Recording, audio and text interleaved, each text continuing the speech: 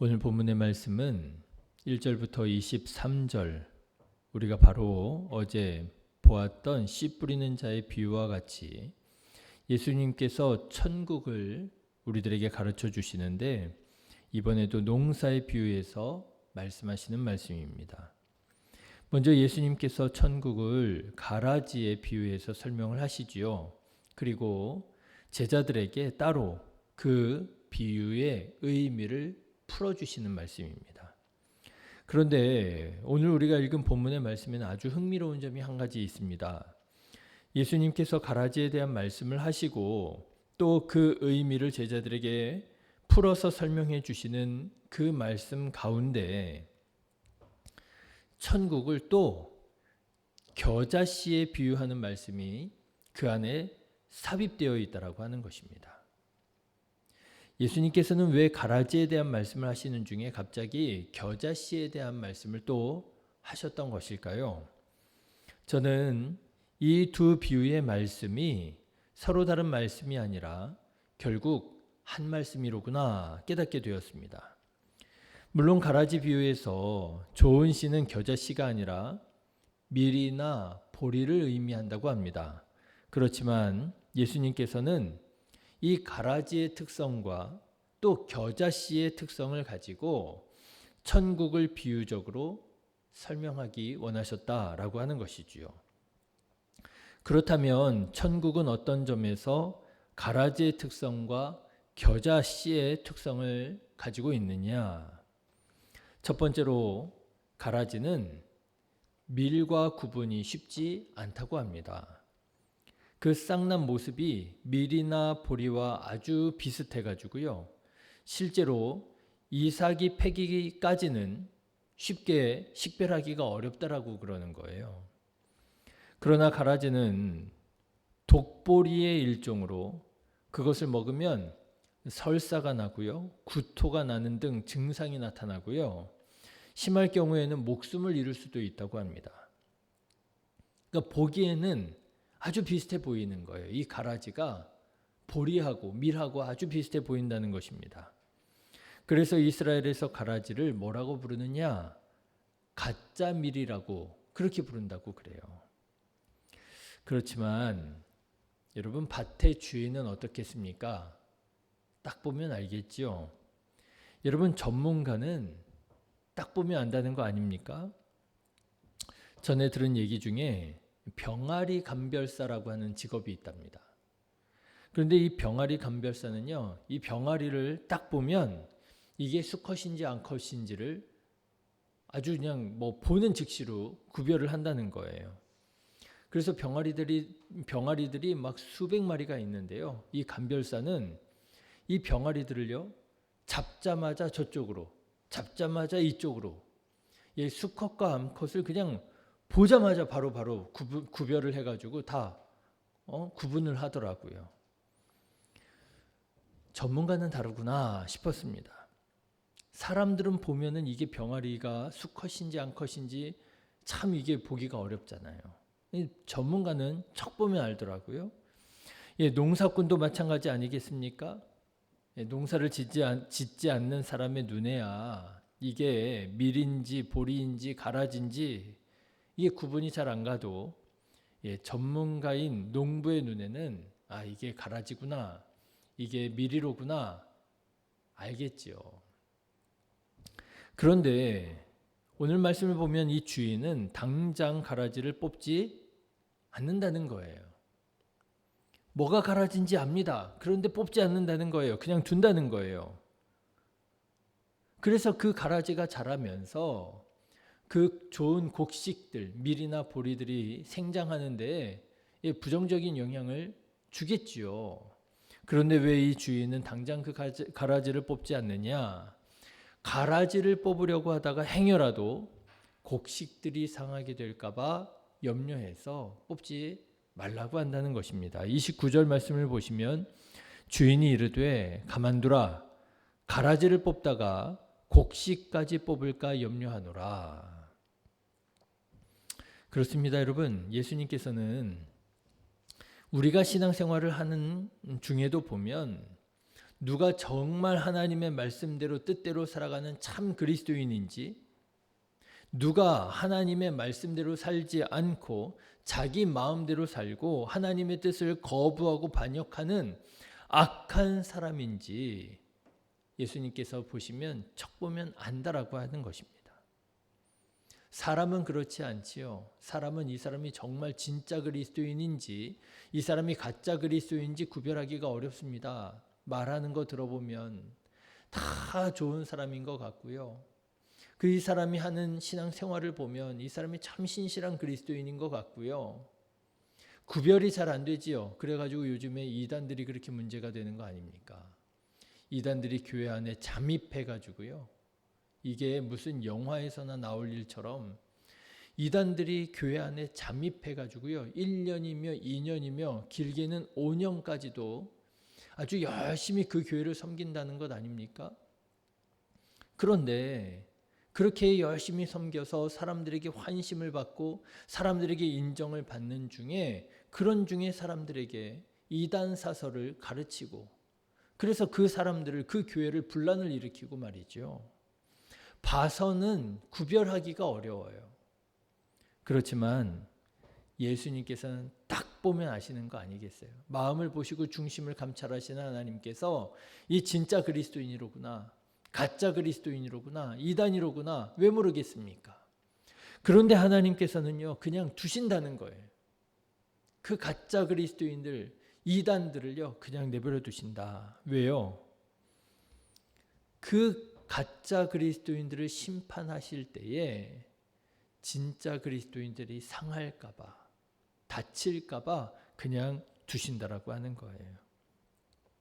하지만 구별할 때가 있다라고 하는 것입니다.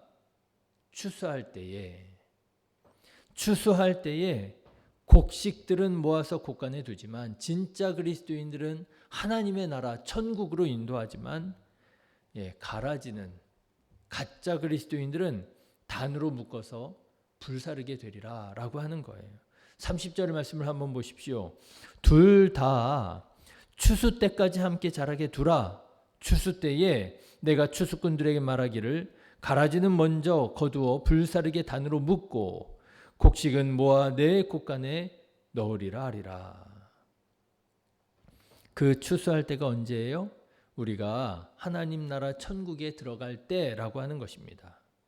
사랑하는 성도 여러분, 비록 오늘 우리가 살아가는 이 세상에는 악한 가라지들이 있어서 진짜 그리스도인들이 문제가 생기고 상처를 받고 고난과 아픔을 당할 수도 있습니다. 그런데 하나님께서는 왠지 그 악한 자들을 심판하지 않고 그냥 내버려 두시더라고 하는 거예요. 그래서 우리가 탄식하잖아요. 하나님 왜요? 왜 하나님을 신실하게 믿고자 하는 애쓰는 그리스도인들이 저렇게 고난을 당하고 저 악한 사람들 자기 이익만 추구하고 자기 배만 부리려고 하고 다른 사람들에게 정말 해악을 끼치는 저 악한 사람들, 저 이단들이 왜 저렇게 기세등등하게 내버려 두십니까? 탄식하잖아요. 이해할 수 없을 때가 있잖아요. 그런데 오늘 말씀을 통해서 예수님 말씀하시는 거예요. 하나님의 때가 있음을 믿고 견디라고 하는 거예요. 그러면 하나님의 날에 추수할 때에 악한 자들을 하나님께서 무섭게 심판하실 것이고 끝까지 하나님의 말씀을 지키고 의롭게 사는 사람들은 천국에서 해와 같이 빛나게 되리라고 말씀하시는 거예요. 사랑하는 신의 교회 성도 여러분, 끝까지 믿음 지키시기를 주님의 이름으로 축원합니다. 예수님 말씀하셨잖아요. 마지막 때에 믿는 자를 보겠느냐. 어쩌면은요 이 세상이 이렇게 점점 더 악해져 가는 것 같고 믿음을 가진 사람들이 신실한 사람들이 고난을 당하는 것 같고 믿음 없는 사람들이 하나님을 거부하고 자기 마음대로 사는 사람들이 더 성공하고 성장하는 것 같은 것이 어쩌면 그게 당연한 것인지도 모르겠어요. 세상이 점점 악해져 갑니다. 어두워져 갑니다. 그때에 믿는 자를 보겠느냐. 정말 하나님을 경외하는 사람 찾아보기가 어려워지는 바로 그때가 하나님의 추수의 때가 되리라고 하는 것이지요. 여러분, 하나님께서 추수하실 때까지 믿음을 지키고 하나님께 영광 돌려드리는 저와 여러분 되시기를 주님의 이름으로 축원합니다. 자, 두 번째로 예수님께서는 천국을 씨앗에 비유하는데 이번에는 겨자씨 한 알의 천국을 비유하시더라고 하는 거예요. 그런데 겨자씨에는 또 어떤 특징이 있느냐? 씨 중에서 가장 작은 씨이지만 이 씨가 자라면 풀보다도 더 큰 나무가 될 정도로 폭풍적으로 성장하는 그런 씨라고 하는 특징이 있다는 것입니다. 32절의 말씀을 보시면 이는 모든 씨보다 작은 것이로되 자란 후에는 풀보다 커서 나무가 되매 공중의 새들이 와서 그 가지에 깃들이 있느니라. 하나님의 나라가 이 겨자씨와 같다는 거예요. 씨앗을 보면은요, 너무나도 작다는 거예요. 그래서 하나님의 나라를 복음의 이 씨를 품은 사람은 사람들이 볼 때는 그게 뭐냐? 뭐 그 믿음이라고 하는 게 그게 그렇게 대단한 거냐? 아무것도 아닌 것처럼 보일 수 있다라고 하는 것입니다.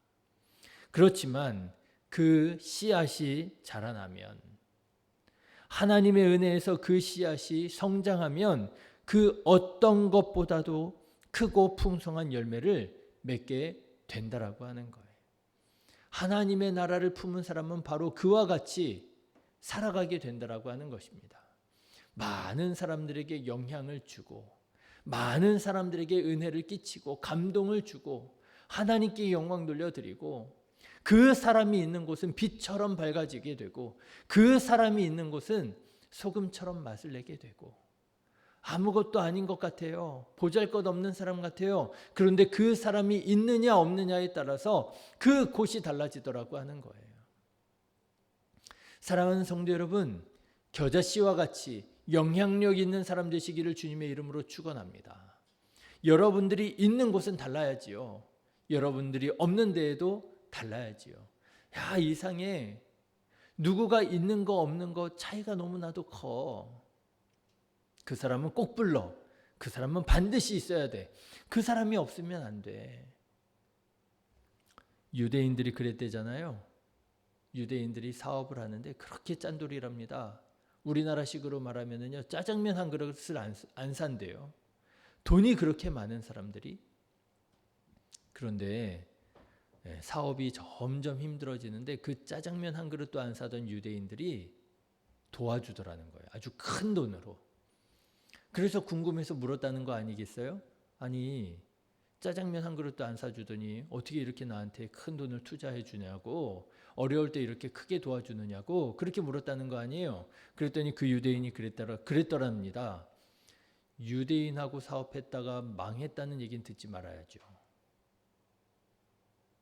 유대인하고 사업했다가 망했다는 얘기는 듣지 말아야죠.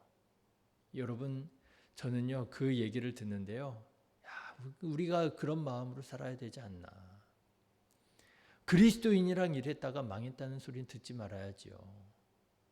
그리스도인이랑 일했다가 성공했다는 얘기 들어야죠.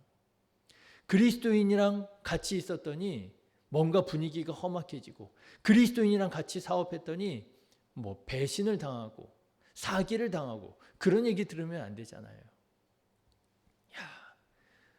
누구가 우리랑 같이 있으니까 얼마나 이 분위기가 밝아지는지 몰라. 얼마나 재미있는지 몰라. 사랑하는 신의교회 성도 여러분, 겨자씨와 같이 영향력 있는 그리스도인들 되시기를 주님의 이름으로 축원합니다. 그렇게 살아가는 것이 하나님의 나라라고 하는 거예요. 확장되고요, 성장하고요.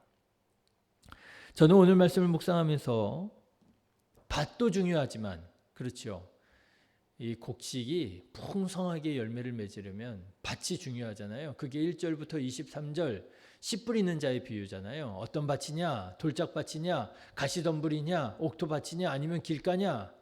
밭도 중요하지만 오늘 말씀을 보니까 또 뭣도 중요해요? 씨도 중요하다라는 거예요.